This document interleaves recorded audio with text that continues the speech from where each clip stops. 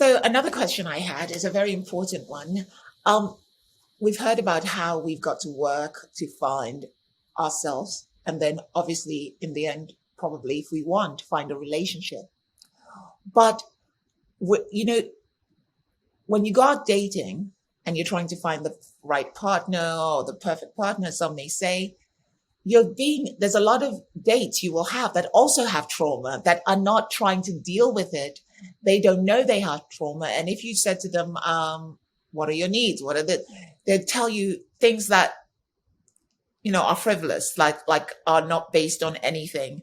How does one deal with that in the world of dating? Because even though you're working on yourself, you're encountering a lot of people that are not working on themselves. Yeah, and I think that that's a really important question, because if you are working on yourself and you have a partner who's not working on themselves, it's a lot of work. They're not aware, they're not paying attention, they're not conscious to what is getting triggered in the relationship. I'll give you an example. First of all, I think as men and women, when we're out there dating, we need to be assessing all the time. Is this person more or less where I'm at, so that it makes life easy? Like one of my clients a couple of days ago said to me, she went on a date, actually 6 dates with this man, and she wanted to talk a little bit about history and his family. And he said, I don't like to live in the past. I like to live in the present. And so the past was off limits. And for me, that's a big red flag. There's either trauma there that he doesn't want to deal with, or there's some emotions that he's not willing to deal with from the past. Otherwise, it wouldn't be off limits. And when there's something that's off limits emotionally, it means that you're not fully genuine. You're not emotionally available. And relationships only really thrive with two partners who are emotionally available and doing their work together. Oh my goodness. I'm triggered by this because Tell me. seriously, because a lot of my friends and I are all dealing with relationships where we're not wanting to have conditions of the relationship, that are unreasonable, but we do want our partners or whoever we're dating to be doing their own work. And I created this diagram that's like, here's a circle for me, here's a circle for you. But then when they overlap slightly, there's a middle area where we're then working on us, right? But if you're not working on you, then there is no us, because it's like we both have to be committed to taking personal responsibility. And it just feels like there's so many amazing potential relationships out there that are stuck or cannot move forward because one or more of the partners are not willing to do the work.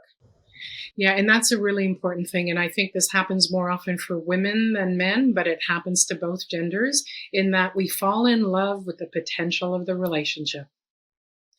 And we need to get really clear. One of my clients earlier today said to me, but we have so much fun when we're together, and yet he'd rather hang out with his guy friends. And when I talk to him about it, he says, oh, you're overthinking things.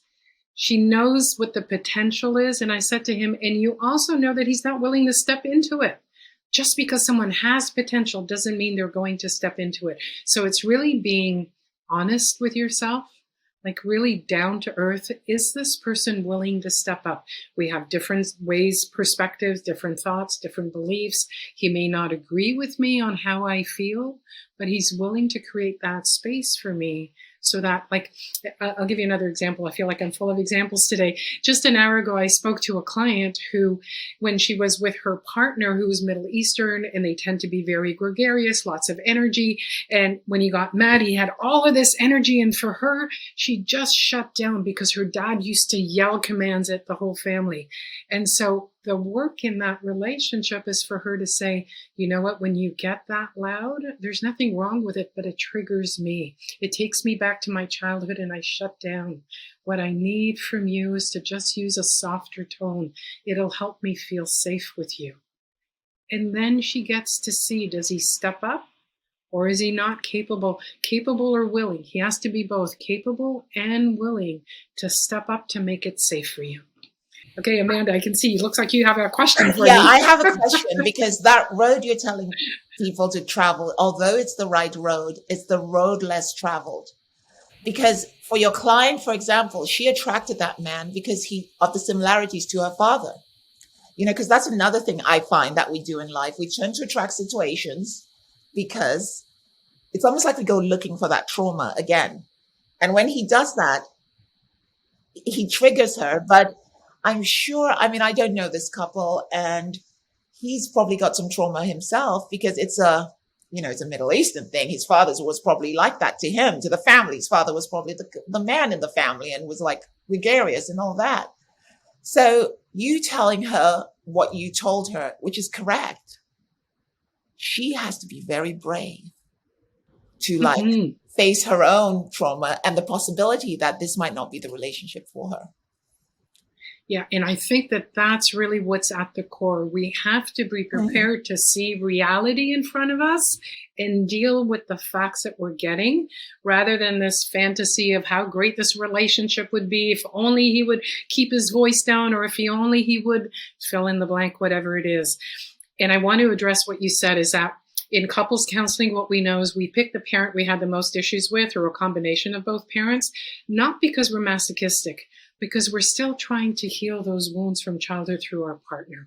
So in a conscious relationship with someone who's doing their work, someone who's emotionally available, we get to heal our childhood traumas through our partner. We don't need to go back to childhood or to our parents. I mean, you can do that, but if you're in a healthy relationship, you can do it through your partner.